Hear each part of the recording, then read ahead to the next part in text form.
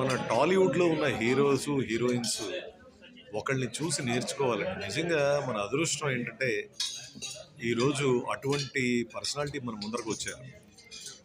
నిజంగా నేర్చుకోవాలండి. కొంచెం డబ్బులు వచ్చేసరికి వాళ్ళు ఏదో దేవుళ్ళలాగా ఫీల్ అయిపోవడం, ఏదో ఒక సినిమా హిట్ అయ్యేసరికి వాళ్ళు ఏదో దేవుళ్ళలా ఫీల్ అయిపోవడం.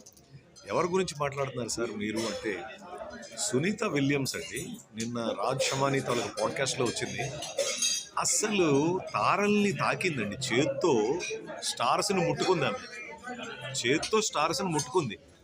కానీ ఆమె ఇంటర్వ్యూ చూస్తే ఎంత గ్రేస్ఫుల్గా ఉందంటే యాటిట్యూడ్ జీరో. ఆమె మాట్లాడుతున్నంతసేపు ఓవర్ యాక్షన్ లేదు.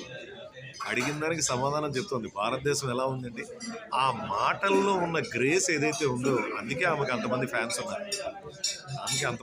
ఉండడానికి కారణం అదే మన తెలుగు హీరోలు కొంతమందిని చూసుకోండి, వీళ్ళకి ఇంత పిసర డబ్బులు వచ్చేసరికి యాటిట్యూడ్ ఏమీ ముట్టుకోలేదు. తారలు కాదు కదా, వాళ్ళు సీలింగ్ ఫ్యాన్ కూడా తుడుచుకుని ఉండరు.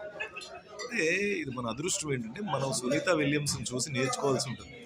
ఎంత గ్రేస్ఫుల్గా ఉందండి. ఒకసారి ఆలోచించండి, ప్రపంచం మొత్తంలో ఆ మొక్కటితే ఆడది. ఏది తారలను ముట్టుకుంది వెళ్ళి. No attitude. మీరేమంటారు? కమెంట్ చేయండి.